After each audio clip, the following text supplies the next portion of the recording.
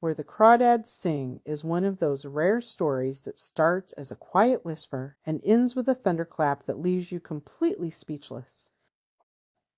If you have not seen this film yet, or if you want to relive every single moment of it, you are in exactly the right place. Stick around because the ending of the story will genuinely change the way you see everything that came before it. Let's start with how the story came to be.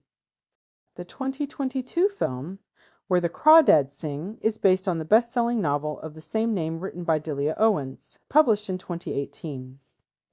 That book became a cultural phenomenon, selling over 12 million copies in the United States alone, and sitting on the New York Times bestseller list for well over 100 weeks. When a book captures that kind of attention, Hollywood comes calling, and in this case the adaptation was brought to life by a powerhouse team. The screenplay was written by Lucy Alibar, who you might recognize as the writer behind the deeply emotional film Beasts of the Southern Wild.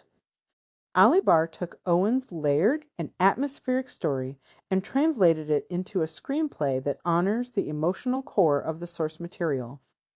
The film was directed by Olivia Newman, who brought a genuinely cinematic eye to the marshlands of North Carolina, creating visuals so stunning that the environment itself almost feels like a character in the story. The cast is equally impressive.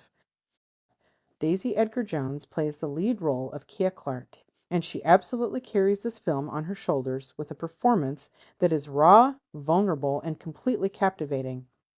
Taylor John Smith plays Chase Andrews, the charismatic local man whose death sets the entire story in motion. Harris Dickinson plays Tate Walker, the gentle and bookish young man who represents a very different kind of love in Kia's life. David Strathairn plays Tom Milton, the defense attorney who fights for Kia in court. The film was produced by Reese Witherspoon through her Hello Sunshine production company, giving it the kind of polish and prestige that audiences immediately recognized. Now let's get into the actual story, because this is where things get deeply compelling. The film opens in 1969 in the coastal marshes of Barkley Cove, North Carolina.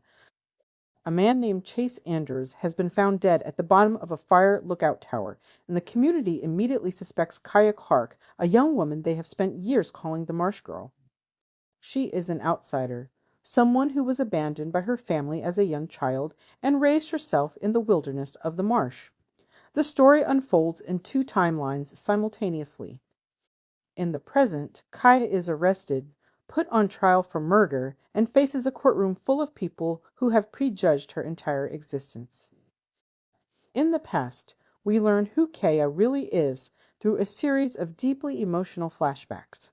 Her mother left first, unable to survive the alcoholic and violent home created by Kia's father.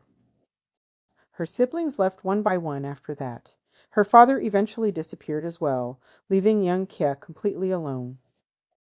She learns to survive by watching and understanding nature, fishing, and selling mussels at the local store, where a black couple named Jumpin' and Mabel become the closest thing she has to family and community in a world that has written her off. Tate Walker enters her life as a teenager, and he teaches her how to read, and the two fall into a tender first love built around their shared passion for the natural world. When Tate leaves for college and stops coming back, it shatters Kia in a way that changes her. Chase Andrews then enters her life, charming and dangerous in equal measure. He pursues her aggressively, and she eventually falls for him, but Chase is selfish and manipulative. He is already engaged to another woman and has no real intention of building a life with Kia. When she discovers this truth, and when he becomes physically threatening toward her, the relationship turns dark and violent. Shortly after this confrontation, Chase is found dead.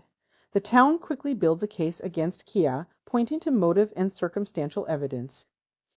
Her defense attorney, Tom Milton, works tirelessly to dismantle the prosecution's case, and after a tense and emotionally exhausting trial, the jury returns a verdict of not guilty. Kia walks free.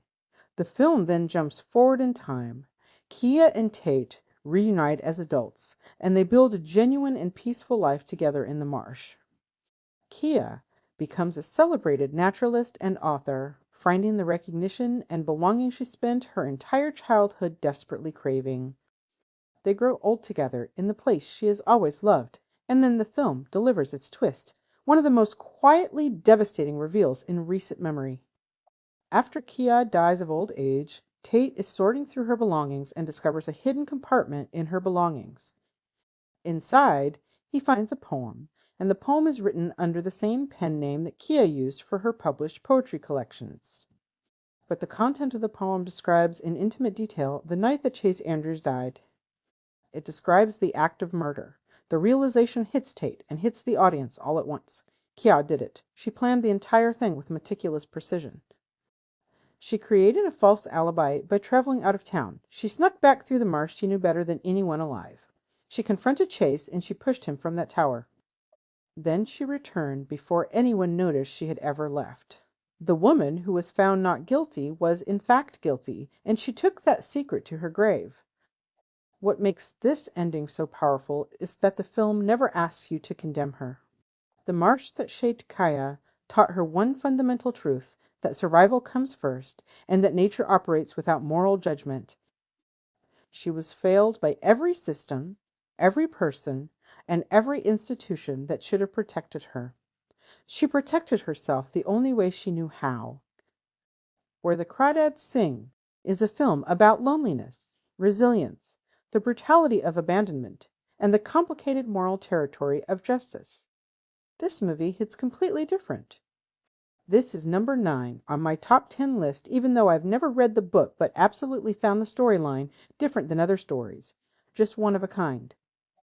I was so taken by the scenery, Daisy Edgar Jones acting, who kept my attention and suspense up in every scene, all of the amazing actors including Michael Hyatt, Sterling Maker Jr., and David Strathairn. It is a true gem of a film, and I hope you decide to watch it and truly enjoy it as I did. I want to thank you all for watching, and I'll see you next movie.